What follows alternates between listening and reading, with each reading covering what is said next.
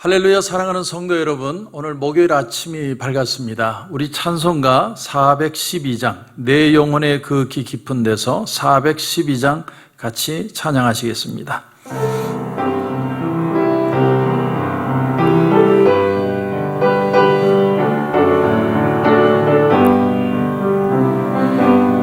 내 영혼의 그 깊은 데서 맑은 가락이 울려나네.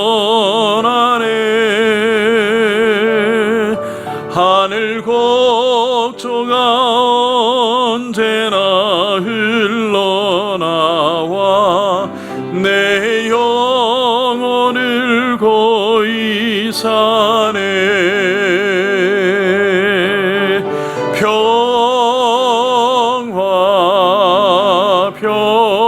평화로다 하늘 위에서 내려오네. 그 사랑의 물결이 영원토록 내 영혼을 덮으소서.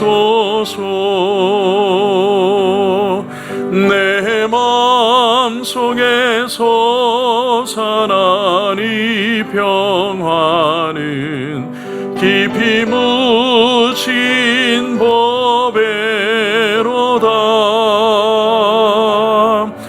나의 보화를 캐내어 가져갈 자 그 아무도 없으리라.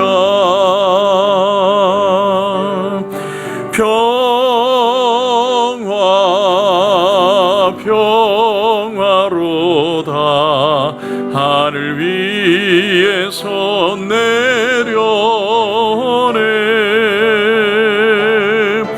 그 사랑의 물결이 영원토록 내 영혼을 덮으소서.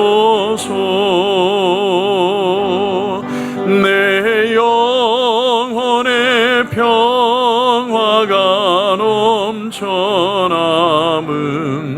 주의 큰 복을 받음이라. 내가 주야로 주님과 함께 있어 내 영혼이 편히 쉬네.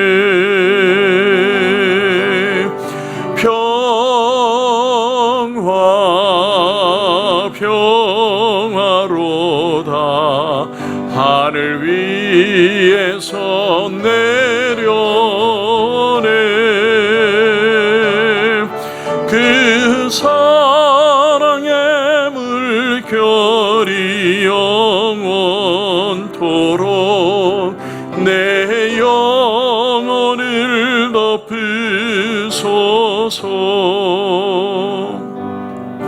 이 땅 위에 험한 길 가는 동안 참된 평화가 어디 있나.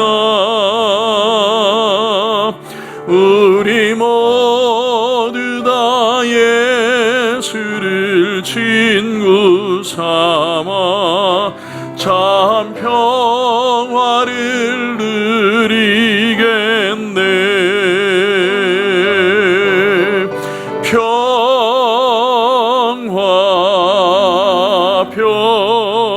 평화로다 하늘 위에서 내려오네. 그 사랑의 물결이 영원토록 내 영혼을 덮으소서.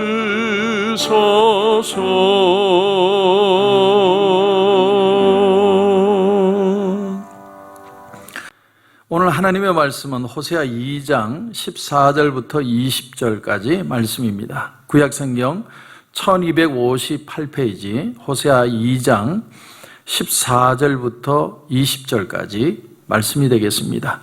호세아 2장 14절부터 우리 같이 읽겠습니다.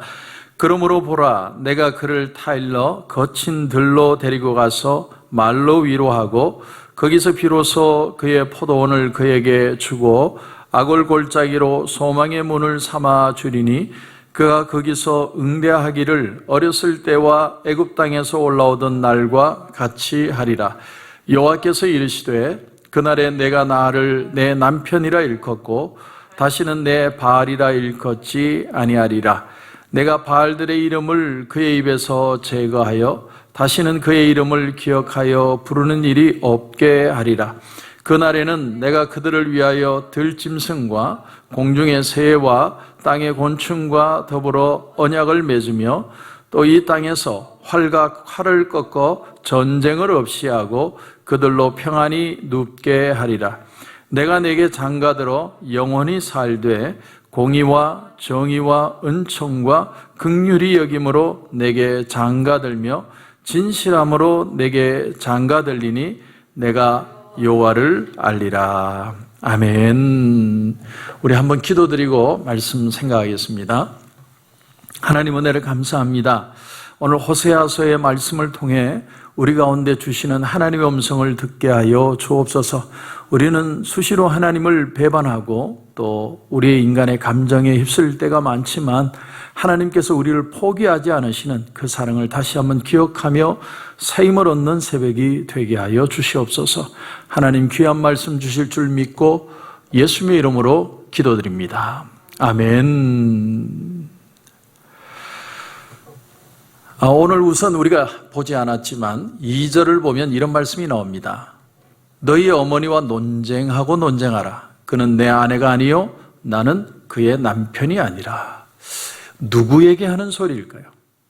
바로 이 호세아가 자녀들에게, 그 자녀들에게 호소하는 내용입니다. 논쟁하라는 말은 내 어머니와 아주 격렬하게 이 내용을 나누라는 겁니다. 심지어는 고발하라고 표현하는 거예요. 정말 그 어머니와 격하게 다투어서라도 잘못된 것을 가르쳐 주라는 겁니다.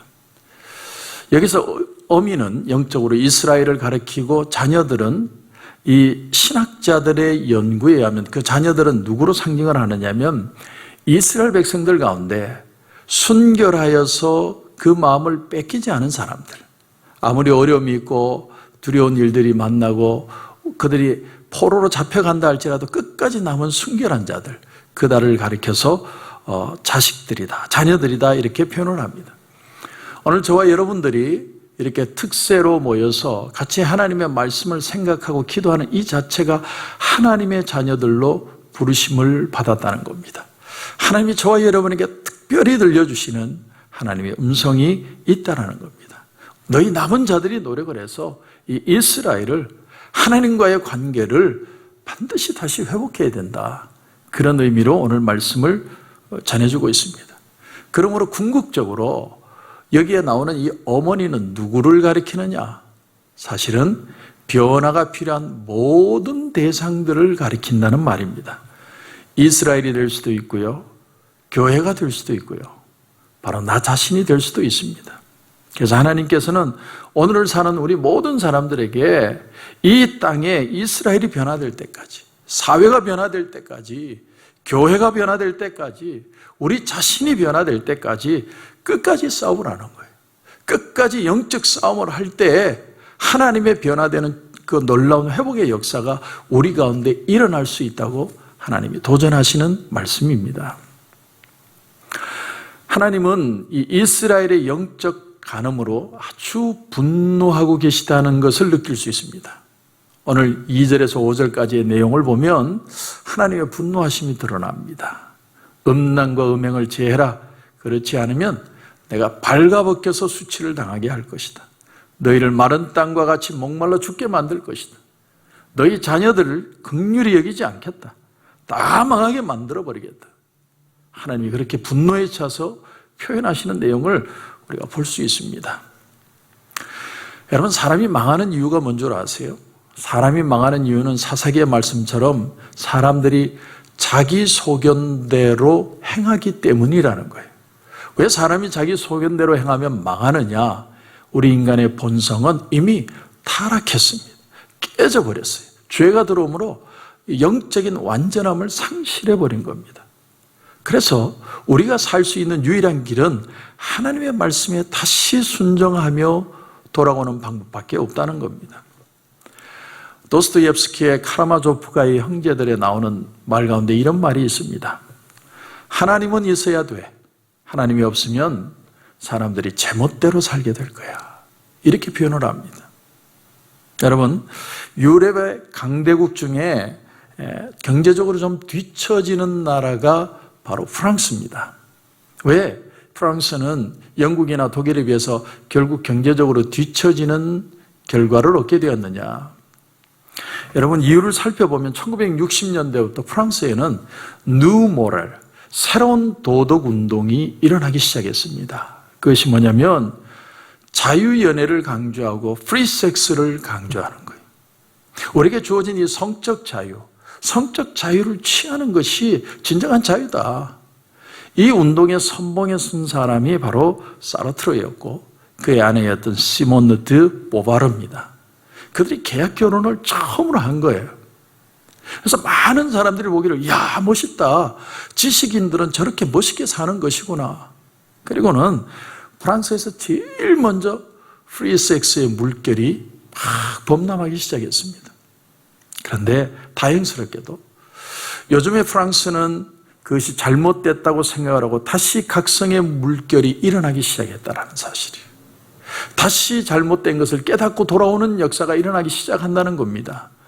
그런데 그 프리섹스의 물결이, 자유로운 성적인 그런 모습들이 많은 나라에 퍼져나갔어요. 미국뿐만 아니라 우리 한국도 마찬가지고 많은 나라에 그 물결이 퍼져나갑니다.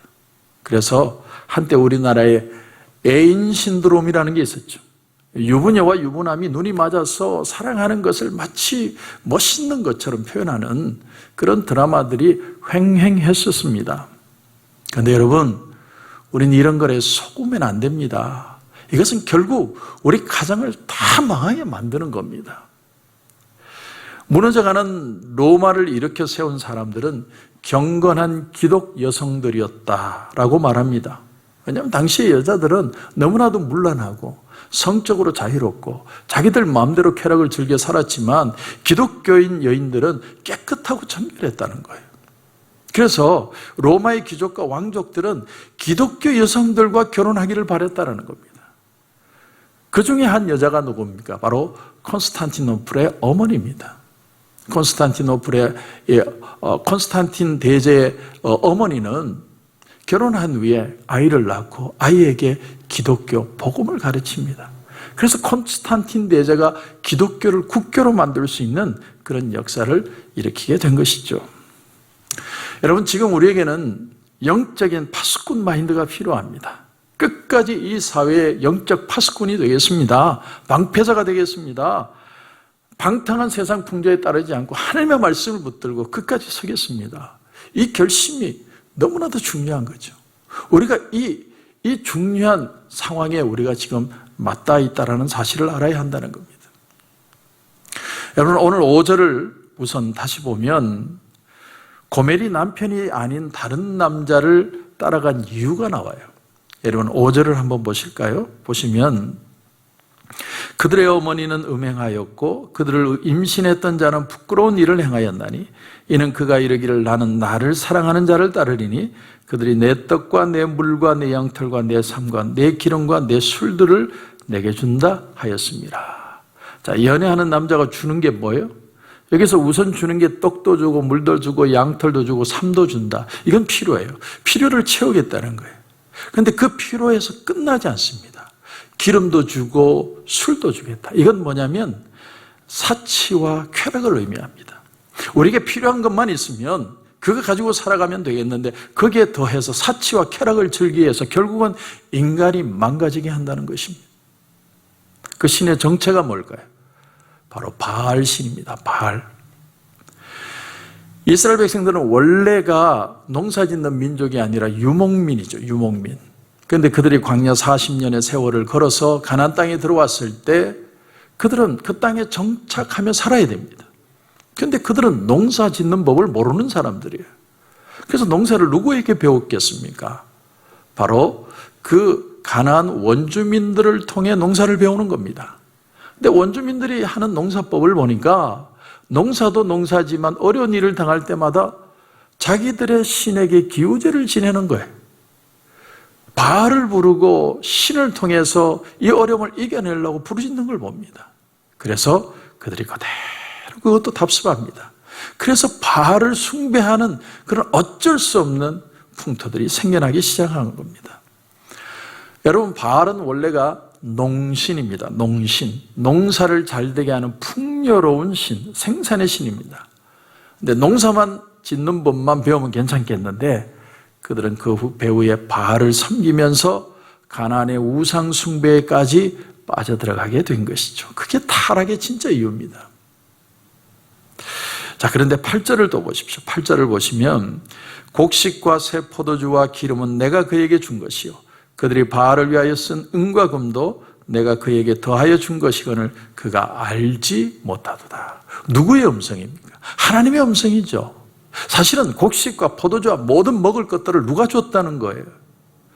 하나님께서 그들에게 주신 것이라는 겁니다. 눈에 보기에는 자기들이 가나안의 그 사람들의 풍습을 따라 바알을 섬기면서 자기들이 먹고 살아온 것 같아도 사실은 하나님이 다 주신 것이다라는 거예요. 그 사실을 망각할 뿐만 아니라 그들은 그런 의미로 하나님을 버리는 자리까지 가게 되었다라는 거예요. 어떤 알코올 중독자가 한 달 동안 격리해서 요양원에서 병원에서 요양을 받고 이제 드디어 그 알코올 문제를 극복하고 나왔답니다. 근데 처음 나오자마자 눈에 띄는 게 술집이더래요. 그 유혹을 도저히 벗어나지를 못하겠더랍니다. 근데 그 옆집을 보니까 뭐가 있느냐면 우유 뷔페집이 있더래요. $2 50센트만 내면 먹고 싶은 만큼 우유를 마실 수 있는 우유 뷔페집이 있더라는 거죠. 그래서 이 사람이 그 집에 들어가서 숨도 제대로 못 쉴 정도로 우유를 마신답니다. 그랬더니 그 우유가 목까지 차니까 술이 생각이 나지 않고 술집을 지나갈 수 있었다라는 거예요. 여러분, 그렇습니다. 자연은요, 진공을 싫어합니다. 이 빈자리에 하나님의 말씀을 넣을 때야 우리는 유혹을 이겨낼 수 있다는 사실이에요. 그래서 시편 119편 11절에 보면 내가 주께 범죄하지 아니하려 하여 주의 말씀을 내 마음에 두었나이다. 그렇습니다. 여러분, 유혹을 이기는 비결은 내 속을 말씀으로 기도로 채우는 방법밖에 없습니다. 우리가 오늘 이렇게 특세를 하고 이렇게 하나님 앞에 말씀에 붙들려서 기도하면서 나가는 이유가 뭡니까? 내 속을 말씀과 기도로 채워서 어려운 시대를 이겨나가는 법을 배우는 겁니다. 여러분, 북이스라엘이 망하게 된 결정적인 이유가 뭔 줄 아세요? 지식이 없었기 때문이다라는 거예요. 그들이 하나님을 아는 지식이 없어서 망한다는 거예요. 그래서 호세아 6장 3절에 보면 그러므로 우리가 여호와를 알자, 힘써 여호와를 알자 이렇게 표현합니다. 그냥 여호와를 알아서는 안 돼요. 정말 힘을 다해 정성을 다해 하나님을 알려고 애를 써야 합니다. 그래야 내가 하나님을 만나는 거예요. 하나님을 아는 자리로 들어가야 우리의 삶의 치유의 역사들이 일어나기 시작한다는 사실입니다. 자, 그런데 놀라운 사실이 뭐냐면, 놀라운 사실이 오늘 본문 14절 이하를 보시면 그러므로 보라, 내가 그를 타일러 거친 들로 데리고 가서 말로 위로하고 거기서 비로소 그의 포도원을 그에게 주고 아골 골짜기로 소망의 문을 삼아 주리니 그가 거기서 응대하기를 어렸을 때와 애굽 땅에서 올라오던 날과 같이 하리라. 여기 거친 들이라는 건 조용한 들판을 말합니다. 다른 것에 전혀 방해받지 않는 아주 조용한 장소, 그곳을 들판이라고 표현합니다. 그곳에서 단둘이 만나서 하나님이 설득을 하시겠다는 거예요. 놀라운 사실은 우리가 하나님을 찾기 전에, 우리가 망가졌을 때 하나님이 먼저 내게 다가오시는 거예요. 그리고 얘기하시는 겁니다. 다시 돌아와라. 나는 당신을 사랑해. 나는 당신을 아직도 아내로 사랑하고 있어. 남편이신 하나님이 우리를 설득하신다는 거예요. 여러분, 하나님이 오늘도 정말 조용하고 거친 이 들판으로 저와 여러분을 부르고 계십니다. 하나님이 말씀하시는 거예요. 내가 너를 사랑한다. 나는 너 사랑하는 걸 취소하지 않았다. 내 약속은 포기되지 않았다. 너는 내 것이다. 하나님이 저와 여러분을 계속 설득하는 겁니다. 그래서 말씀을 또 보면 그가 거기서 응대하기를 어렸을 때와 애굽 땅에서 올라오던 날과 같이 하려라. 여기 어렸을 때라는 건 하나님과 첫사랑을 하던 때입니다. 내가 예수님의 은혜를 경험하고 은혜 받는 것이 즐겁고 예수님만 있으면 살아갈 것 같은 막 그런 예수로 충만한 시간, 은혜로 충만했던 그 시간으로 하나님이 다시 우리를 부르신다는 거예요. 그 은혜로 돌아서면, 그 사랑에 빠지면 내가 너를 회복하는 은혜를 경험하게 될 것이다. 최근에 소통 전문가로 유명한 김창옥 씨라는 분의 유튜브 내용을 잠깐 봤습니다. 여러분, 이렇게 코로나 팬데믹 상황이 되니까 결정적인 타격을 입은 사람들이 바로 강연가라고 그러죠. 강연가. 강사들. 자신도 2년 동안 이렇게 코로나 팬데믹 상황이 되니까 개미새끼 한 마리 자기 부르는 사람이 없더래요. 너무너무 외롭더라는 거죠. 그래서 이 사람이 어떻게 했냐면 자기 고향 제주도로 다시 돌아가서 집을 하나 샀어요. 그게 원래 그 노래방을 하던 장소였답니다. 거미줄이 쳐져 있고 아무도 살지 않아서 아주 지저분한 그곳을 자기가 혼자서 다 치웠대요. 그렇게 치우고 그곳에서 혼자 지내는 겁니다. 그러면서 매일같이 하는 일이 뭐냐면 똑같은 일을 반복하는 게 오토바이 하나 탈탈탈탈 타고 그냥 마을을 한 바퀴 도는 거예요. 그게 자신이 할 수 있는 첩보라는 겁니다. 그러면서 옛날에는 다른 사람을 위해서 투자를 하고 다른 사람을 위해서 내가 치료를 하려고 그랬는데 그 시간만큼은 자기 자신을 돌아보게 되었대요. 자기 자신을 포옹하고 자기 자신을 사랑하고 자기 자신을 위로하는 시간을 가질 수 있는 그런 귀한 시간을 지금 가지고 있다, 이렇게 표현하는 내용을 보았는데, 오늘 16절을 보십시오. 16절을 보시면 여호와께서 이르시되 그날엔 내가 나를 내 남편이라 일컫고 다시는 내 발이라 일컫지 아니하리라. 원래 이 발이라는 단어의 뜻은요, 주인이라는 뜻입니다. 주인. 그러니까 처음에 이스라엘 백성들이 하나님을 대하는 태도는 어떤 태도였냐면 마치 주인과 같은, 무슨 말이냐면 바알과 같은 마인드라는 거예요. 남편을 남편으로 생각하는 게 아니라 바람난 바람둥이 애인 정도로 생각하며 하나님을 생각했다라는 거예요. 하나님을 진심으로 경외하며 하나님을 섬기는 게 아니라 내 필요한 것만 채워주면, 내가 원하는 것만 채워주면 오케이, 그런 존재로 사귀었다라는 거예요. 여러분, 남편과 바람둥이 남자의 다른 점이 뭡니까? 둘이 다 좋아해 주는 건 똑같아요. 그런데 어떤 때는 바람둥이 남자가 더 잘해 주는 것 같아요. 근데 바람둥이 남자의 결과는 뭡니까? 여자를 다 이용만 하고 농락만 하고 나중에는 버리는 거죠. 다시 말하면 이스라엘 백성들의 신앙은 하나님과 신실한 관계를 맺는 게 아니라 좋은 것만 얼마든지 달라, 좋은 것만 내게 주면 된다. 그런데 여러분, 한번 포로 생활을 겪고 난 후에 이스라엘이 변했습니다. 그들의 마음이 진지해지기 시작했어요. 하나님을 그냥 우리에게 좋은 것만 챙겨주는 하나님으로 생각하는 게 아니라 정말 깊은 고난이 오니까 하나님을 하나님으로 알고 다가가는 그들의 마음의 변화가 일어나기 시작했다는 거예요. 정말 사랑하고 정말 의지할 수 있는 하나님으로 다가가기 시작했다는 거예요. 그때 하나님의 약속이 뭐냐? 오늘 18절 말미에 보니까 그들로 평안히 눕게 하리라. 여러분, 이 한 구절에 엄청난 의미가 있어요. 여러분, 양들은 모든 조건이 완벽하게 갖춰져야 누울 수 있대요. 근데 그 조건이라는 게 사나운 짐승의 공격도 없고, 날씨도 적절하고, 풀도 적절하고, 배도 적절하고, 모든 것이 완벽해야 양은 평안히 눕는다는 거죠. 근데 하나님께서 그런 평안함으로 우리에게 채우시겠다는 겁니다. 부족함이 없는 내 마음에 정말 만족할 수 있는 평안을 주시겠다는 겁니다. 그래서 여러분 19절도 보시면 내가 내게 장가들어 영원히 살 것이다. 장가든다는 말은 하나님이 다시 특별한 관계로 다가가겠다는 거예요. 여러분 결혼생활 20년, 30년 하고 난 뒤에 다시 자기 아내와 다시 장가를 가는 사람을 가끔 본 적이 있어요. 얼마나 좋으면, 얼마나 그 부부의 가치가 크면 그런 새 장가를 들까? 참 그런 생각을 해본 적이 있는데 특별한 남편이 되시겠다는 거예요.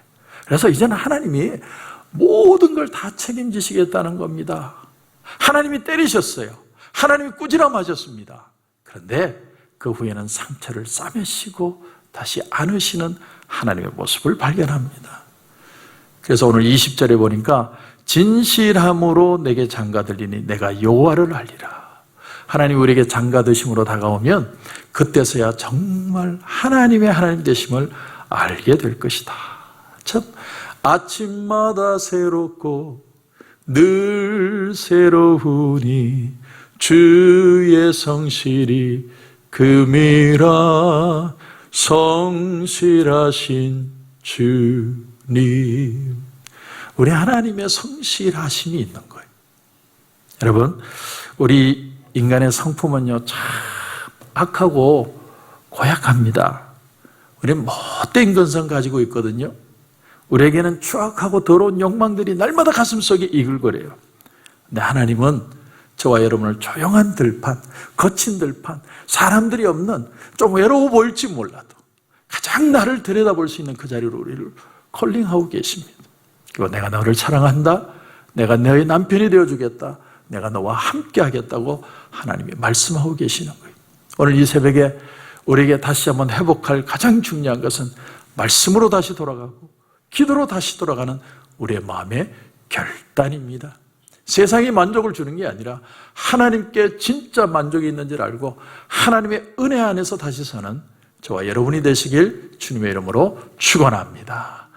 우리 한번 오늘 이 시간에 기도할 제목을 드리겠습니다. 여러분 하나님은 저와 여러분을 거친 들판으로 부르고 계십니다.